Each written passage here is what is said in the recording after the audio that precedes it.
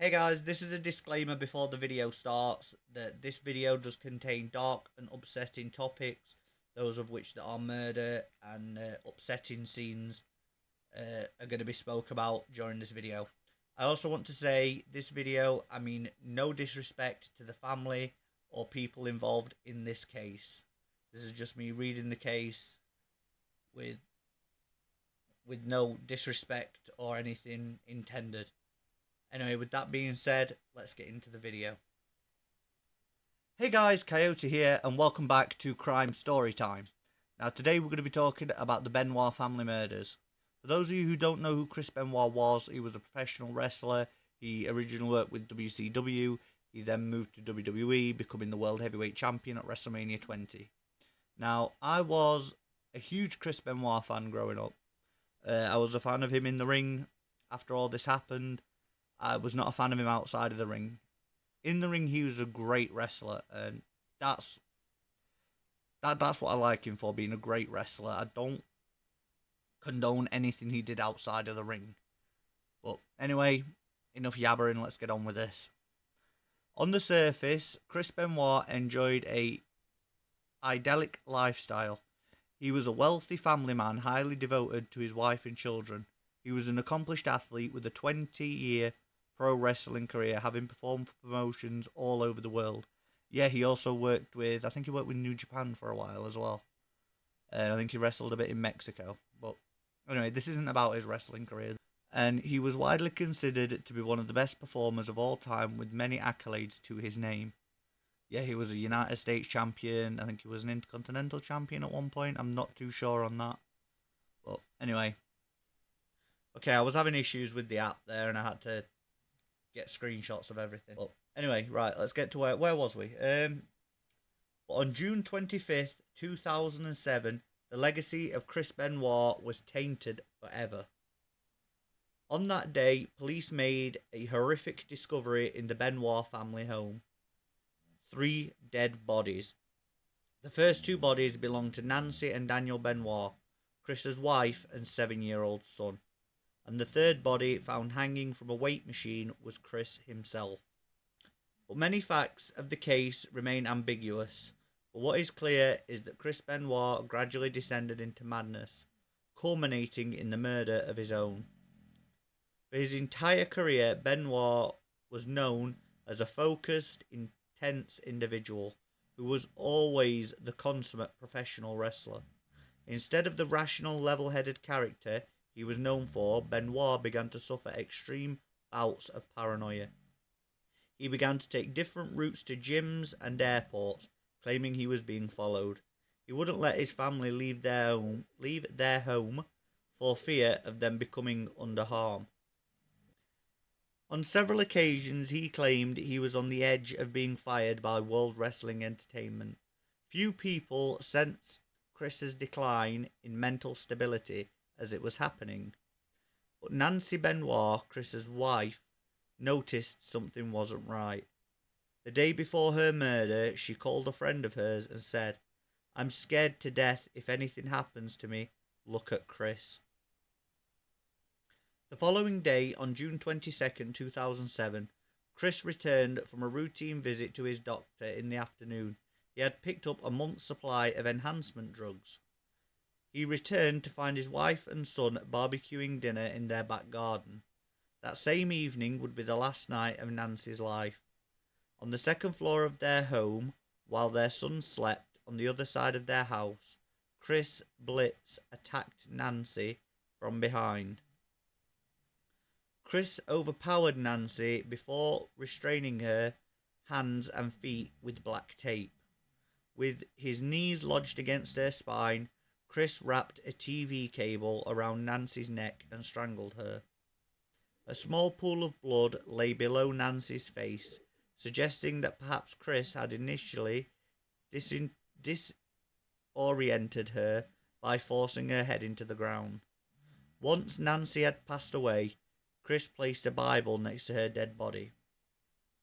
Daniel Benoit slept, unaware of the horrors unfolding on the other side of the house. As late night turned to early morning, Chris Benoit trickled across the house to his son's room. 7-year-old Daniel was his father's biggest fan. His bedroom was adorned with posters and figurines of his dad, along with replica versions of the championship belts his father had won. Chris woke Daniel before plying him with Xanax. As he fell into a disoriented state, Chris strangled the life from his son. This time there was no struggle or altercation. It was likely that Daniel wasn't conscious when he was killed. It was now the early hours of the morning, June 23rd, 2007. That evening, Chris was scheduled to be at a WWE show in Texas. On the afternoon, Chris spoke to his friend and colleague Chavo Guerrero on the phone, while the dead bodies of his family lay in separate rooms of his home. On the call, Chris told his friend that his family was sick, but he'd still make it to the evening show. He then told his friend, "I love you." An uncharacteristic comment for the usually ice-cold Benoit. Around 4 a.m. the next morning, Chris sent out several text messages to colleagues of his within WWE. Simply stated, his home address, along with "the dogs are in the enclosed pool area, garage side door is open." After that, no one would hear from Chris Benoit again. By the evening of June 24th, 2007, Chris had now missed 2 WWE shows and wasn't picking up any calls. And by the afternoon of Monday, June 25th, Chris Benoit's colleagues became concerned. Police were dispatched to his house for a welfare check. Inside, they discovered the worst. The house was immediately labelled a crime scene. Authorities first discovered the dead bodies of Nancy and Daniel Benoit. As they secured the home, they discovered the hanged body of Chris Benoit in his basement gym. He had fashioned the steel cord of the weight machine into a noose, and the weights were raised and then released, instantly snapping his own neck. According to investigators, the process required inhuman strength. It took 24 hours before the case was officially labelled a murder-suicide. Fans, researchers and investigators frantically searched for a possible motive for the crime, but with little success. In the months following the incident, the brain of Chris Benoit was examined by medical personnel. Stemming from years of physical trauma to the head, they discovered that Benoit's brain closely resembled that of an 85-year-old Alzheimer's patient.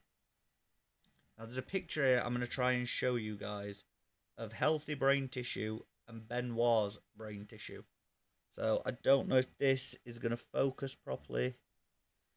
No, I'm going to try and insert pictures on screen as I'm reading this. See if I can get images and put them in. While this partly explained Benoit's state of mind during his final days, it doesn't fully reveal his motivations for killing his family. Since the incident, Chris Benoit has been whitewashed from wrestling history.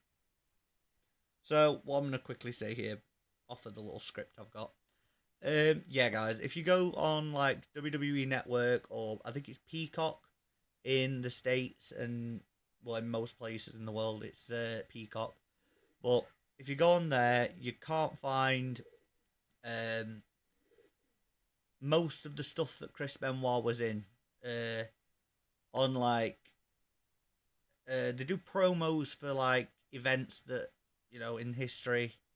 Like, there was a tribute to the Troop show, I think, the other year.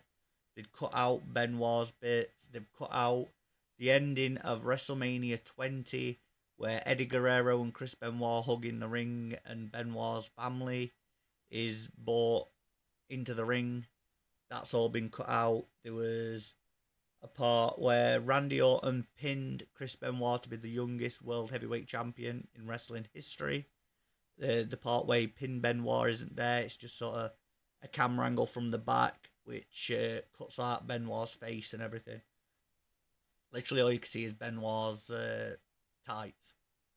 But yeah, guys, he's been completely whitewashed. Any mentioning of his name is strictly prohibited now. No one on TV can say Benoit's name. There's been a couple of incidents where it's happened. Well, I think they've been fined. The wrestlers who said it have been fined and things like that. So, yeah, it's kind of a big no-go now being a fan of Benoit or Benoit's name being mentioned. Anyway, conspiracy theories continue to this day about what drove Chris Benoit to commit such horrific deeds, but the truth behind his true motives will likely remain a mystery forever. Wow. Okay. This is a kind of a short one, guys, but I don't know what to think of this case. I mean, with me being a fan of Benoit's for a while growing up, I mean, I had his figures and everything. I had his figures, I had DVDs of events that he was in, and it's such a shame what happened, because he was in the ring. He was one of the greatest ever. I mean, you could see like he was able to jump from the top rope, doing his diving headbutts. He was just an all round great superstar.